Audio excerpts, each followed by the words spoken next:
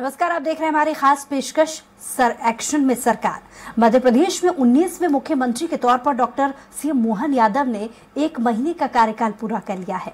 उन्होंने अपने शुरुआती दिनों में ही जनता के हितों को अपने सर्वोच्च प्राथमिकता में रखा है और जिससे पूरे राज्य में अब सकारात्मक संदेश गया है। सरकार जनक सेवा के लिए अग्रसर है और इसके साथ ही मनमानी करने वाले अफसरों पर भी सरकार का डंडा पड़ा है। यानी कि मध्य प्रदेश की नई मोहन सरकार का सुशासन पर फोकस करते हुए जीरो टॉलरेंस की नीति अपना रही है। वहीं मध्य प्रदेश के देवास में महिला तहसीलदार डॉक्टर अंजलि गुप्ता का वीडियो सोशल मीडिया पर जमकर वायरल हो रहा है। इसमें वे किसानों से बिजली के टॉवर लगाने को लेकर हुए मामूली विवाद के चलते उन्हें अंडा और टूजा बोलकर संबोधित करते हुए दिखाई दी। वीडियो सोशल मीडिया पर इतना वायरल हुआ कि मुख्यमंत्री डॉक्टर मोहन यादव ने तहसीलदार पर कार्रवाई के निर्देश दिए हैं। उन्होंने कहा कि अधिकारियों को ऐसा बर्ताव नहीं करना चाहिए। देवास कलेक्टर ऋषभ गुप्ता ने तहसीलदार को जिला मुख्यालय पर अटैच कर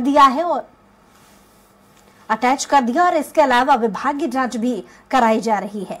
वहीं बीज विकास निगम के प्रोडक्शन असिस्टेंट संजीव कुमार तंतुवे पर गंभीर आरोप लगने के बाद न सिर्फ उन्हें गिरफ्तार किया गया बल्कि नौकरी से भी तुरंत निकाल दिया जाएगा, जिसमें संजीव कुमार पर आरोप है कि उन्होंने ग्वालियर में इंटरव्यू देने आए छात्राओं से नौकरी के बदले एक रात अपने साथ बिताने की डिमांड रखी थी।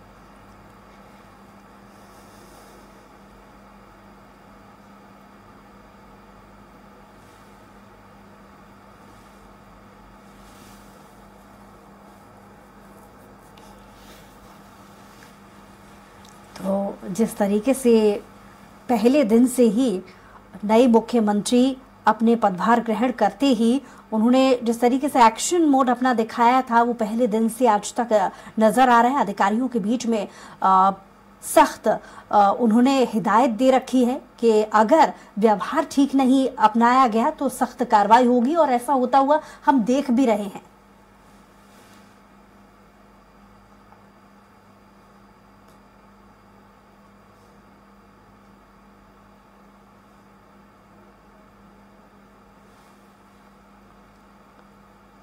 तो ज्यादा बातचीत के लिए शंकर लाल तिवारी जी बीजेपी से प्रवक्ता हमारे साथ फोन लाइन पे जुड़ गए हैं। बहुत स्वागत है आपका Shankar Lal ji. That's a period of... Shankar Lal ji, आपको आवाज मिल रही है?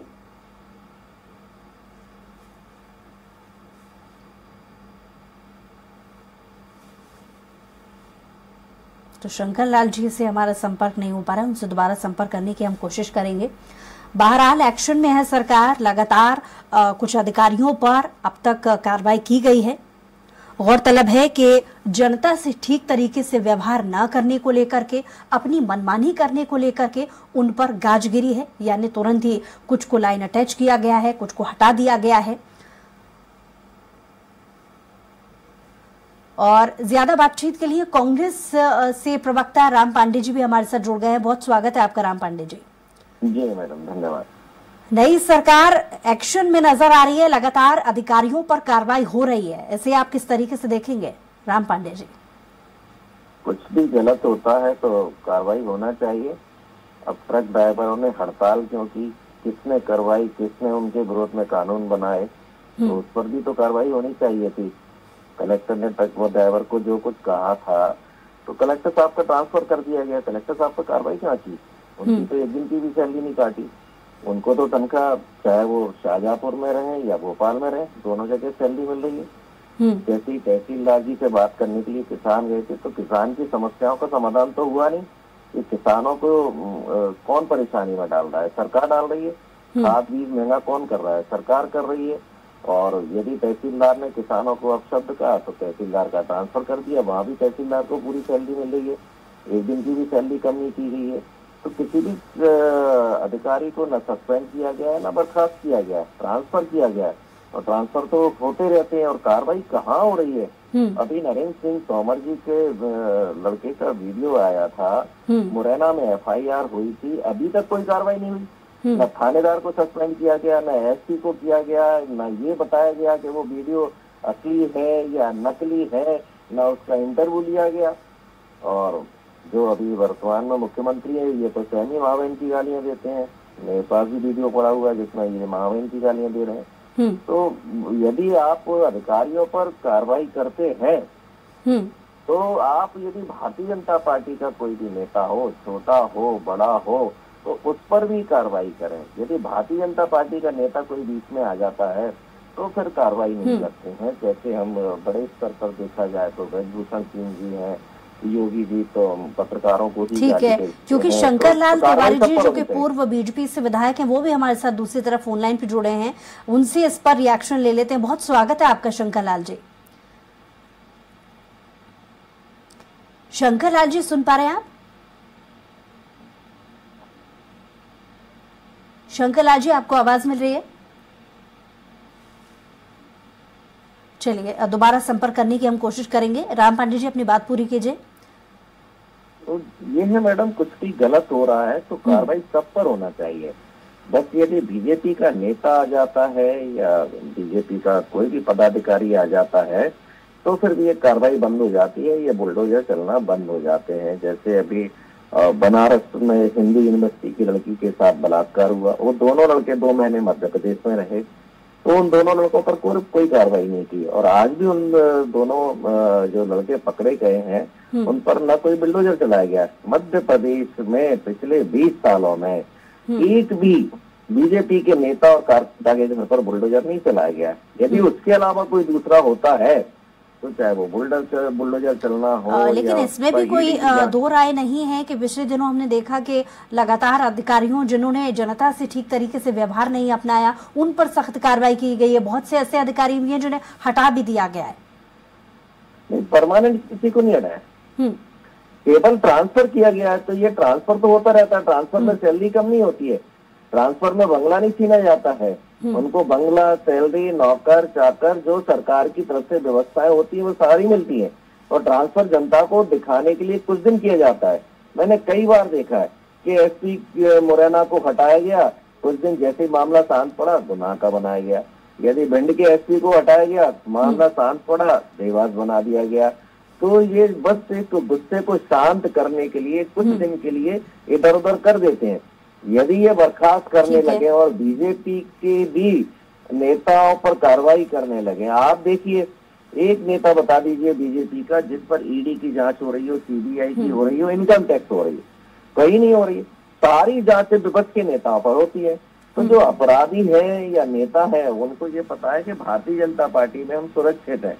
तो जिस भी अपराधी को सुरक्षित रहना होता है। लेकिन इस पर भी राम पांडे जी मैं आपसे रिएक्शन चाहूंगी, क्योंकि आपकी पार्टी के ऐसे कई नेता हैं जो इस बात को लेकर के सवाल भी उठा चुके हैं कि ऐसी नौबत आ ही क्यों रही है। क्योंकि पिछला जो कार्यकाल हमने देखा है सरकार में मौजूद रहने का, वो काफी लंबा कार्यकाल बीजेपी ने कर रहा है। और ऐसे में ऐसी नौबत आखिर क्यों आ गई कि लगातार अधिकारी अपनी मनमानी कर रहे हैं? ये सवाल आपकी पार्टी उठा चुकी है, तो आपसे भी इस पर रिएक्शन चाहूंगी। देखिए मैडम, सारी वीडियो तो सामने नहीं आ पाती है। कुछ जागरूक लोग होते हैं, वीडियो बना लेते हैं, और जब वीडियो आ जाती है, जनता के सामने वीडियो पहुंचती है तो सरकार की इमेज खराब होती है। एक भी केस आपको ऐसा नहीं मिलेगा कि वीडियो ना आई हो और कार्रवाई हुई हो। तो अधिकारी लोग, ये बात तो सही है, अहंकार में जनता को प्रताड़ित करते हैं। सारे नहीं होते हैं, लेकिन अधिकतम जो अधिकारी होते हैं वो जनता के साथ सही बिहेव नहीं करते हैं। तो उनके साथ, जनता के साथ उनको बिहेव अच्छा करना चाहिए। और कार्रवाई हो तो फिर सबके साथ हो, बस कहना यही है। ये नहीं कि विपक्ष के लोग हैं या अधिकारी कर्मचारी दूसरे हैं। यदि बीच में भारतीय जनता पार्टी का भी कोई भी आ जाता है तब भी कार्रवाई होना चाहिए। लेकिन 2014 से ये देखा जा रहा है कि भारतीय जनता पार्टी का जो इंसान है, वो चाहे बलात्कारी हो, दुष्कर्मी हो, भ्रष्टाचारी हो, आतंकवादी हो, कोई भी हो, उस पर कार्रवाई नहीं होती है। जैसे आतंकवादी से मुझे याद आ गया, किशन भाई पटेल, एक कश्मीर में अभी ठग पकड़ा गया था, भारतीय जनता पार्टी से जुड़ा हुआ। देवेंद्र पाल सिंह पुलवामा का आरोपी था, वो पकड़ा गया था। ध्रुव सक्सेना भोपाल में पकड़ा, लेकिन इन पर कोई एक्शन नहीं हुआ। लेकिन बीजेपी ये भी तो सवाल उठाती रही है कि जब 1.5 साल का समय कांग्रेस को मिला था तब भी बहुत सारी आपराधिक घटनाएं लगातार बढ़ रही थी। कांग्रेस के कार्यकाल में कौन से सीधे नतीजे हमने देखे, ये बीजेपी का सवाल है। आप एक का बता दीजिए कि हमने किसी ब्रजभूषण टाइप के आदमी को बचाने का प्रयास किया हो। अपराधी तो हमेशा होते हैं, हर पार्टी में होते हैं, लेकिन बीजेपी एक पार्टी ऐसी है जो अपराधियों और बलात्कारियों को बचाने का काम करती है, उसके अलावा दूसरी पार्टी नहीं करती है। हमारी पार्टी पे बड़े आरोप लगे थे, 2G घोटाला और कोल घोटाला के आरोप झूठे थे, लेकिन फिर भी हमने जांच की थी, लोग उसमें जेल गए थे। तो हमारी पार्टी में अगर कोई गलत करेगा तो हमारी सरकार के रहते हुए इस पर कार्रवाई होगी, हम कार्रवाई में पीछे नहीं हटते। बीजेपी ऐसी पार्टी है कि बलात्कारी हो, इसका रिएक्शन ले लेते हैं। बीजेपी से दुर्गेश जी हमारे साथ जुड़ गए हैं, बीजेपी से प्रवक्ता, बहुत स्वागत है आपका। जी दुर्गेश जी, लगातार जिस तरीके से कांग्रेस की तरफ से राम पांडे जी हमारे साथ जुड़े हैं, उनका कहना है कि एक्शन में है सरकार, लेकिन उसका रिएक्शन नजर नहीं आता। आपराधिक घटनाएं हैं और ईडी की जो कार्रवाई हैं वो क्यों बीजेपी अपने नेताओं पर खुद नहीं करती और अधिकारियों पर खुद क्यों नहीं करती?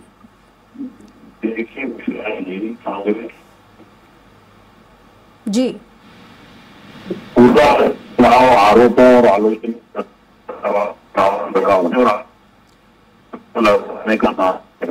जिसको जन 8.5 को निर्णय लिए जा रहे हैं। ये मोहन जी की सरकार है, जिसमें अगर कोई खलेकर औकात बताने की बात करता है तो वो उस पद पर नहीं रहता है अगर जनता के साथ दुर्व्यवहार होता है। अगर कोई तहसीलदार दुर्व्यवहार करती है और चूजे अंडों में इस्तेमाल करती है तो भी उनको बर्खास्त किया जाता है। तो ये सरकार एक्शन में जनता के हितों के लिए काम कर रही है, निश्चित रूप से उसका देख रहे हैं हम।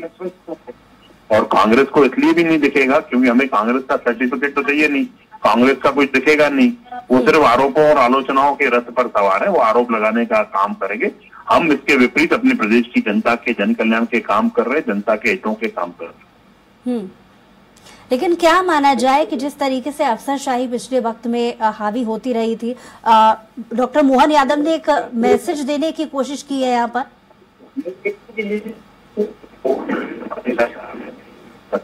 हावी नहीं, समय समय कोई कर्मचारी का बर्ताव करा था, अधिकारी कर्मचारी जनता की सेवा के लिए। आज मध्य प्रदेश के सबको जो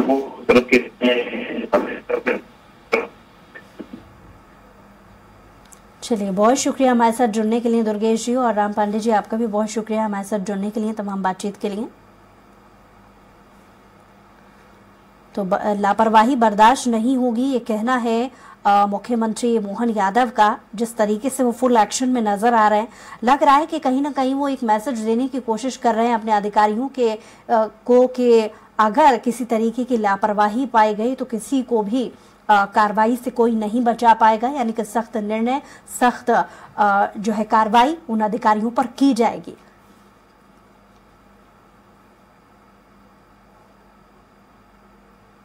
ब्रेक के बाद स्वागत है आप सभी का हमारे खास कार्यक्रम एक्शन में सरकार। मध्य प्रदेश के 19 मध्य प्रदेश मुख्यमंत्री के तौर पर डॉक्टर सीएम मोहन यादव ने 1 महीने का कार्यकाल पूरा कर लिया है।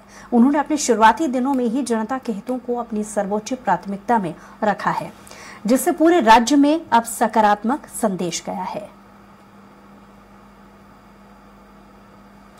ज्यादा बातचीत के लिए गौरव चतुर्वेदी जी हमारे साथ फोन लाइन पे जुड़ गए हैं, वरिष्ठ पत्रकार हैं, बहुत स्वागत है आपका।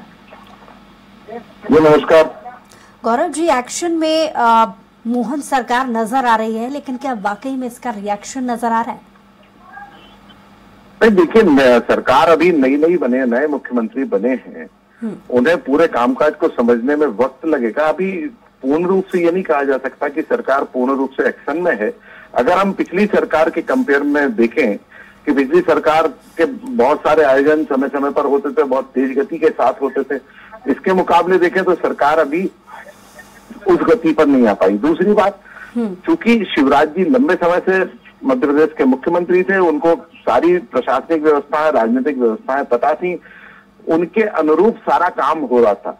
मोहन यादव जी को अभी समझने में समय लगेगा। जो नए मंत्रिमंडल बने हैं और जिनमें कई मंत्री पहली बार बने हैं और कुछ मंत्री लंबे समय बाद जी मध्य प्रदेश में वापस लौटे हैं, तो उनको भी प्रशासन को, वर्तमान परिस्थिति में प्रशासन को समझने में समय लगेगा। लेकिन जिस तरीके की कार्रवाइयां पिछले दिनों में मुख्यमंत्री ने की हैं, उन्हें एक बेहतर नजरिए के साथ देखा जा सकता है। लेकिन इसी के साथ साथ एक चीज और भी कहना चाहूंगा कि प्रशासन की आम जनता के साथ संवेदनशीलता को ध्यान में रखते हुए यह भी ध्यान रखें कि जनता क्या उस अनुरूप व्यवहार कर रही है। क्या भारतीय जनता पार्टी के कार्यकर्ता या कोई भी राजनीतिक कार्यकर्ता अधिकारियों के साथ उस तरह का व्यवहार कर रहा है, दोनों चीजों को कंपेयर करते हुए कार्रवाई करेंगे तो निष्पक्ष कार्रवाई मानी जाएगी। अभी जो कार्रवाई हुई है वो कार्रवाई एक संवेदनशीलता तो आपकी प्रकट कर रही है, लेकिन उसके पीछे वर्तमान परिस्थिति में बहुत सारी चीजें रहती हैं, उनको भी समझना होगा।